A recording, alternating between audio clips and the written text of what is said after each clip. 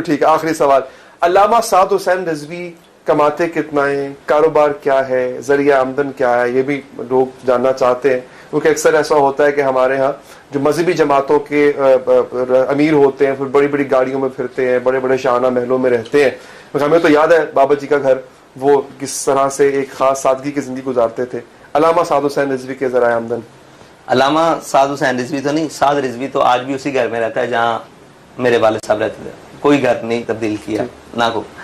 اور رہی گاڑیوں کی بات, تو گاڑی ہمارے نام پر چیک ہی کر لیں ایک دفعہ کہ ہمارے نام یا ہمارے کسی فرنٹ بینک کے نام پر ہیں. گاڑیاں محبت والے لاتے ہیں, دوست لاتے ہیں, کارکن لاتے ہیں, کینڈیڈیٹس لاتے ہیں, ان کی گاڑیوں پر ہمیں ان کی محبت میں ہم بھی سوار ہو جاتے ہیں, اور جب ہمارے پاس نہ ہو یا ان کو اپنے ساتھ سوار کر لیتے ہیں. یہ گاڑیوں والا مسئلہ. اخراجات یہ ہے, ہماری زرعی زمین ہے, زرعی رقبہ ہے, اور ڈیری کا کام ہے تھوڑا سا اپنا ذاتی, جس کو ہم خود کرتے ہیں, اس سے ہمارا سسٹم چلتا ہے. باقی چھوٹے بھائی ہیں وہ پڑھا رہے ہیں اب, ٹھیک ہے جی, تو ان کے ساتھ سسٹم ہے. ایک